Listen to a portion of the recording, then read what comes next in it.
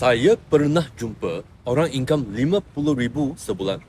Dan benda pertama dia buat setiap pagi bukan kerja, dia belajar. Ramai orang bangun pagi terus scroll TikTok, tengok drama, balas WhatsApp. Tapi orang yang betul-betul buat duit, dia upgrade diri dulu. Saya kenal satu founder ni. Dulu nobody je. Konten tak ada views. Live pun sunyi. Lepas tu, dia ubah satu habit. Setiap hari, dia paksa diri dia belajar 3 benda. Pertama, personal branding.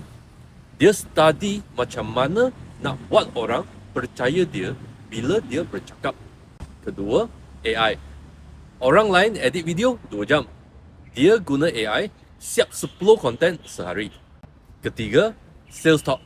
Sebab dia sedar kalau tak pandai close customer, views banyak pun tak guna. Dia improve sikit demi sikit every day. 6 bulan lepas tu, akaun dia mula naik. Customer sendiri datang cari dia. Income terus cecah 50,000 sebulan. Dan honestly, dia bukan paling pandai pun. Cuma masa orang lain tengah entertainment, dia tengah belajar skill masa depan. Jadi, satu perubahan kecil yang awak boleh buat mulai esok. Kurangkan 30 minit scroll benda yang tak penting. Dan guna masa tu belajar personal branding, AI atau sales.